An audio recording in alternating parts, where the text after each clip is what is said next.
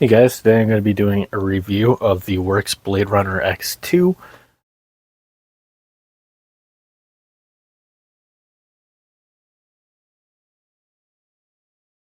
I want to actually see if this thing will actually do straight cuts. That's the whole reason for this video. Every single one that I've noticed doesn't show that.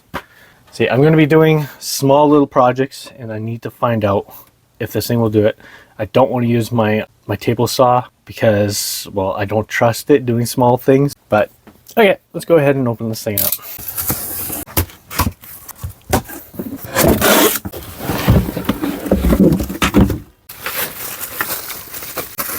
Miter, rip fence.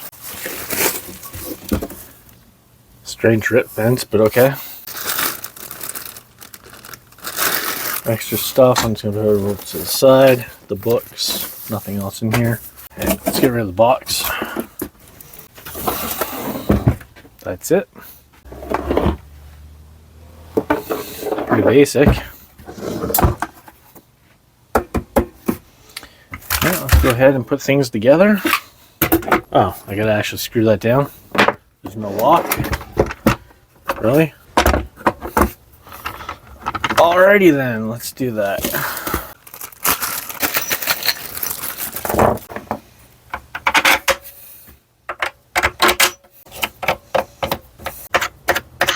What the heck is going on with this one? This one's stiff. Okay, I'm just going to take the screw out, run through my vise real quick. Just kind of wear it in. Alright, let's give that a shot again. That part's done. Down. It did come with some blades. Let's actually have a look at these up closer. Have a look at them.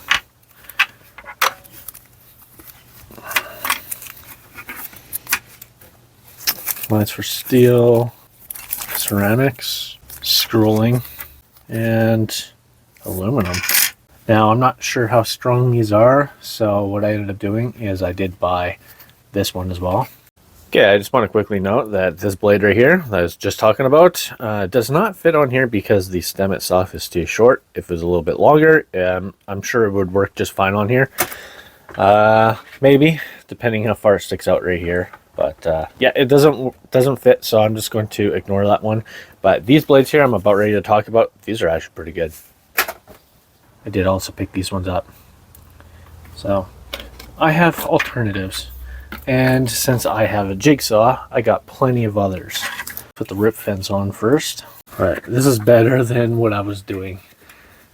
And that was using a couple of clamps and a level in order to make a rip fence for my normal jigsaw, which it just takes way too long. So that's the whole point for this. The miter. Small, but ooh. That I don't like. See what it's doing?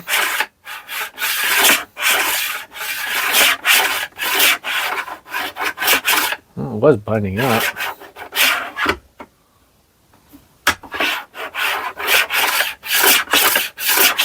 It's not binding up now. Okay. Try one of their blades out here. That's aluminum. Don't care for aluminum. Don't care for that one. Some of these blades I won't even use. Nope, won't use that either. I don't like these blades. I'm going to put my own in.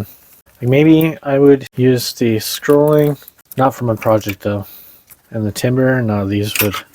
See, I'm working with thin wood like this. Real thin stuff. And that's just going to shred the heck out of it. So I'll just throw one of my blades in real quick and have a look. So here's my jigsaw. And yeah, I got a bunch of blades. That one is not very good. I got some general purpose ones in there that I can use. Actually, let's use one of the new ones that I just bought. We'll try one of these out. See how well they do. That's a nice blade. That should do just fine. Alright, I want to show you something on here. Alright. If you have a look here, I'm just going to pop this off for the heck of it. Somebody's dog is barking. Stick the blade in here. Just gonna pull. There's a little lever right here. You just pull it. That twists around.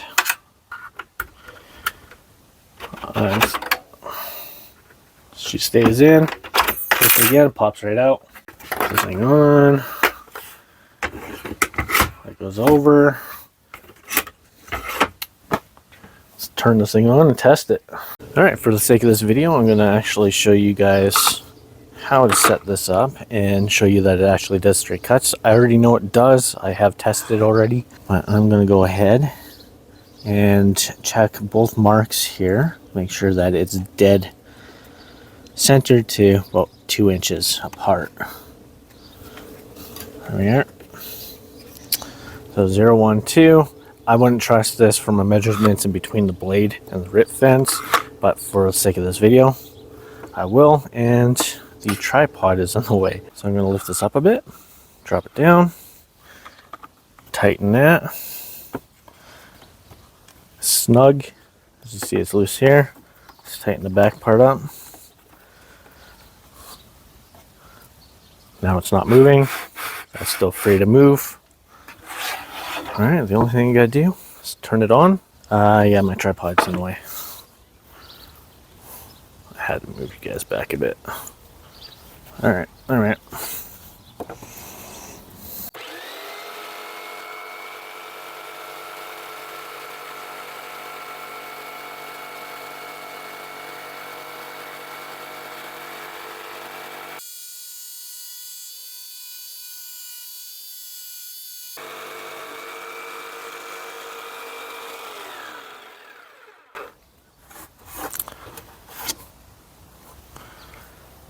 Nice and straight. Should be able to see that since the cam focuses.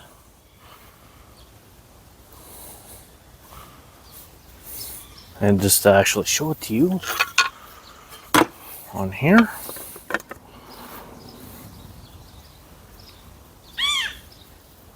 There you are. On the other side. So yeah, definitely cut straight. Now I'll show you what not to do, which I'm only going to go through half of this. There is one thing I don't like about this.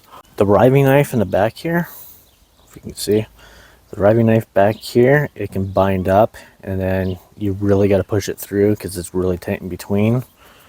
So you can always put a little bit of slack here, not too much, but just enough that it can slide just fine right through.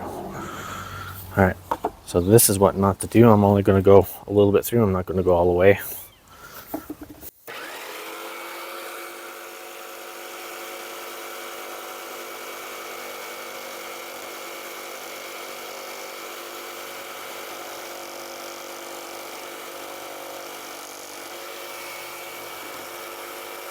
See that?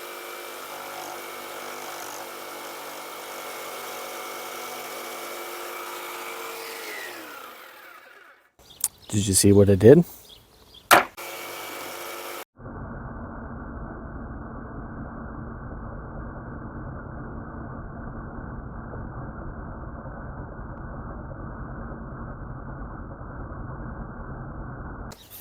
It bounced up.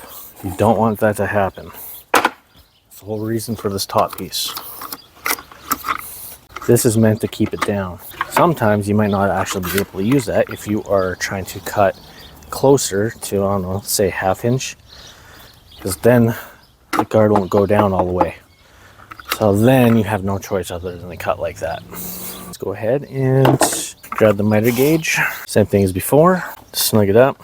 Just enough where this thing still glides through.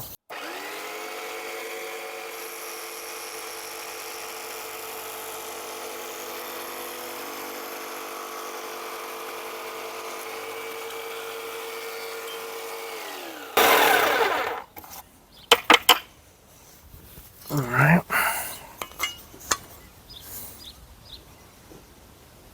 Cuts nice and square. That's good. Same thing here. Let's go to the cut end. As you can see. Let's move that up closer. Yeah, she cuts good. It does perfect 45s as well. I'll show you the clip now. Snug enough that this thing just slides under. change you to 45. Exactly 45, because I am going to test this thing to make sure it is cutting at a 45. Since some of you guys might actually want to know. Turn it on, let's find out.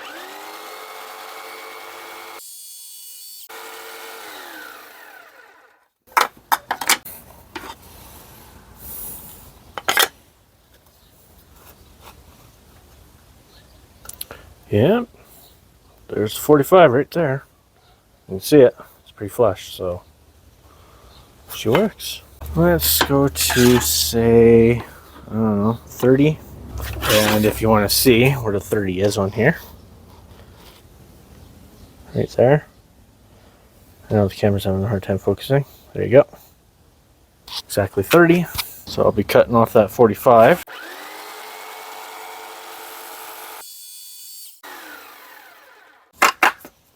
Let's have a look. Okay, I can't test on here. This is just a little too big. I'm sure it is a 35. Cuts nice though, as you can see. 45 looks nice. Yeah, it's kind of short to really test. Like, give me a moment. I think I found a good protractor. It's a little long. Should give me an angle, roughly. It's just the wood's so short.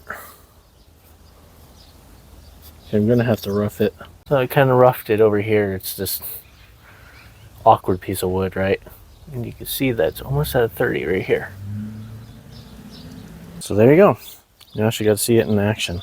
So here's the pieces that I just cut. This is the one that you definitely don't want to have flopping around. You just saw that. That can be dangerous. Did a really good job of that. Nice and straight. Same thing with these. So here's the other pieces that I have did. And they're pretty good.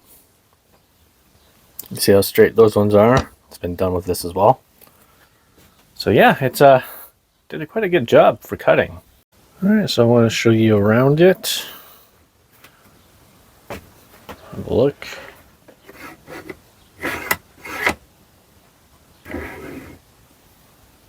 It's nice.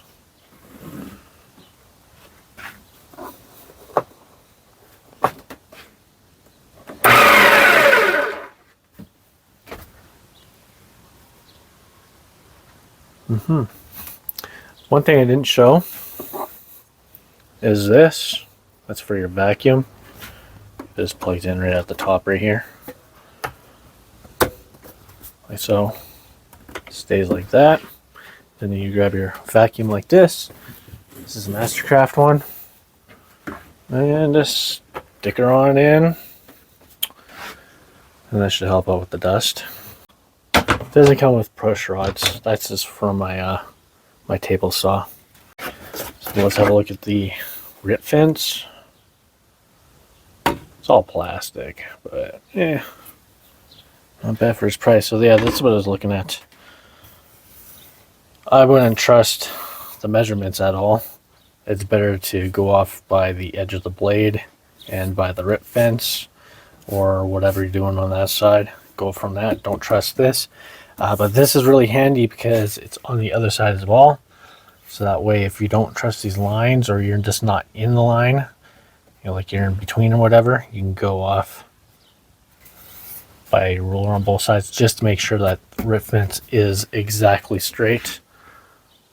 So that is nice. All right, so there's a couple of other things I want to show on here, and one of them actually has to do with the switch down here. So you can turn it on, off, on, but there's also a lock. You can pull this off, and that way it can't be turned on. Now, if you do put it in, turn it on, and then pull it out, it will stay on until you turn it off. So that's a nice safety feature, but I still recommend unplugging it when you're changing blades. Never trust the switch. So there's another nifty feature about this, and it's actually here in the front besides the storage compartment, which is pretty cool too. But if you are pushing wood through here, this thing can eventually move forward. You don't want that to happen. It is really good at staying in the spot, but for extra support, there is a little bar that comes down, and that will hold it in place. Make sure that it doesn't move backwards. So there is another sorry.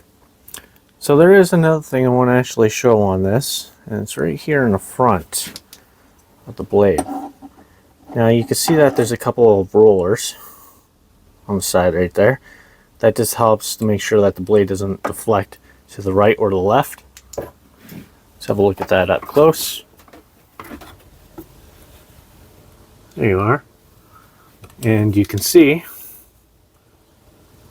that you can adjust them as well if you want them a little bit closer.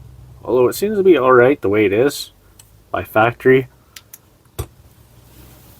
But just another thing I wanted to show you with the bearings. It's pretty handy.